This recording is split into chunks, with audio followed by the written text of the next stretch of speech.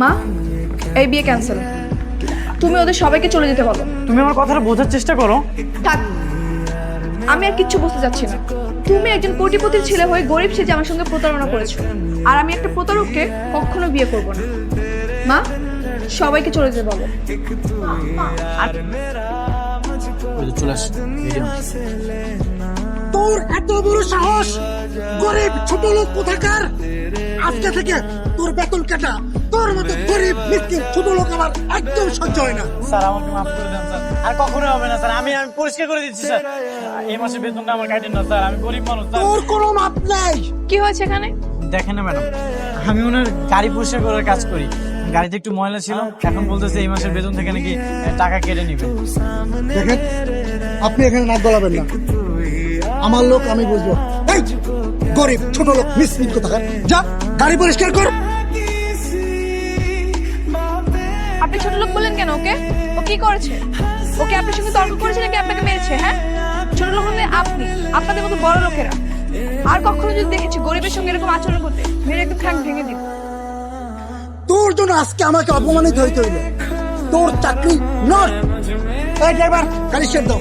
আচ্ছা, আপনি ওকে একটু কাজে নেন। আপনাদের খাবার সার্ভ করা, তারপর ডেলিভারি দেওয়া, সব কাজেও করে দিতে পারবেন। মাস গেলে ভালো একটা মাইনে দিয়ে। আচ্ছা ঠিক আছে আপা, সমস্যা নেই। আমরা কামে নিতেছি, কিন্তু আপা উনি কাম সব পারে তো? জি, আমি পারবো। তাহলে তো হলোই। আজ থেকেই তাহলে কাজে লেগে পড়েন। আর পাশেই আমার অফিস, কোনো সমস্যা হলে আমি আপনাকে দেখতে আসবো, ঠিক আছে? ধন্যবাদ আপনাকে।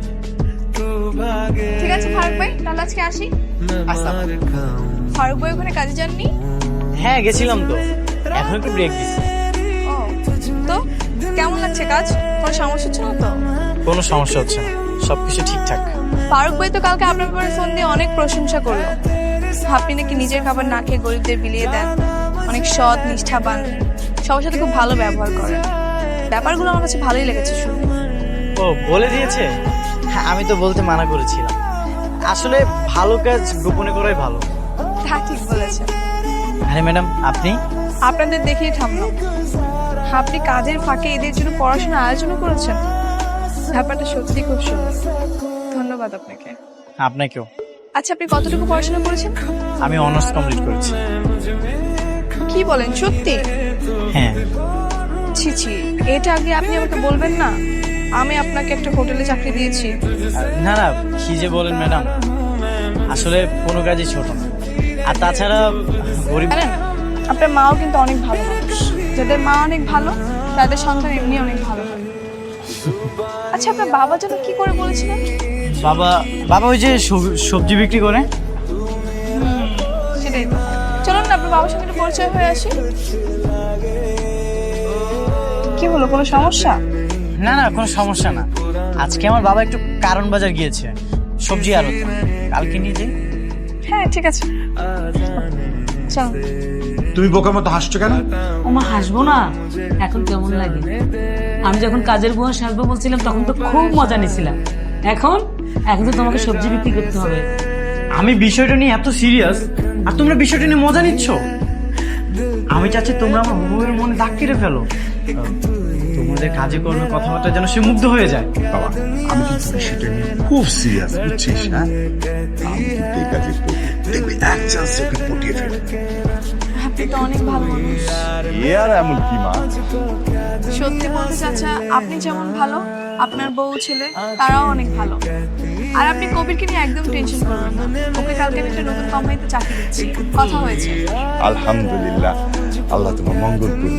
তুমি সুখের সংসার হোক, ঘর জুড়ে একটা ফুটফুটা সন্তান আসুক।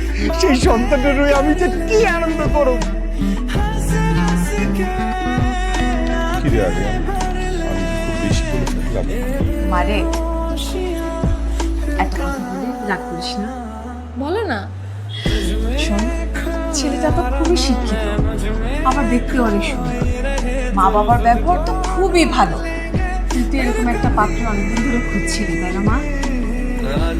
ছেলেটা তোর জন্য একদম পারফেক্ট। ঠিক আছে, তুমি তাহলে ওর মার কাছে প্রস্তাব রাখো, দেখো কি বলে। লক্ষ্মী মেয়ে আমার। তাহলে কালকে ওর মার সাথে আমি কথা বলবো, ঠিক আছে?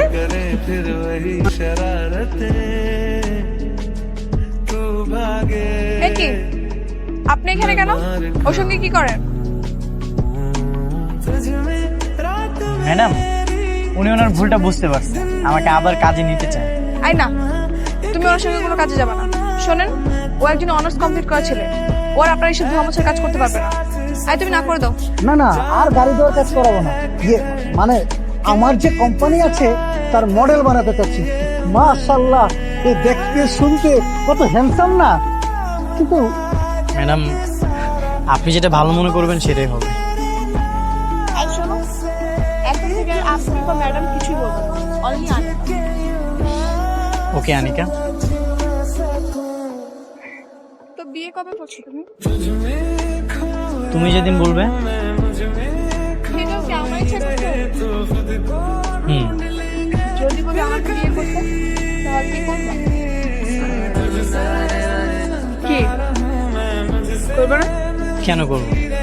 আর এমনিতেও তো আমি তোমাকে অনেক পছন্দ করি। কি তোমার আব্বু আম্মু রাজি হয়েছে বিয়েতে? আরে রাজি মানে সবাই তো খুশিতে লাফাচ্ছে। কি বলো সত্যি? যাক, তাহলে আগামী শুক্রবার আমাদের বিয়েটা হচ্ছে, তাই তো? হ্যাঁ।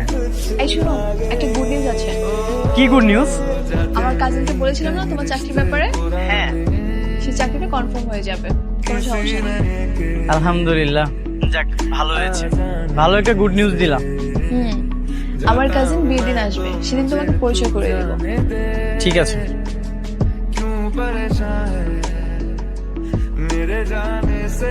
আসসালামু আলাইকুম স্যার, আপনি এখানে?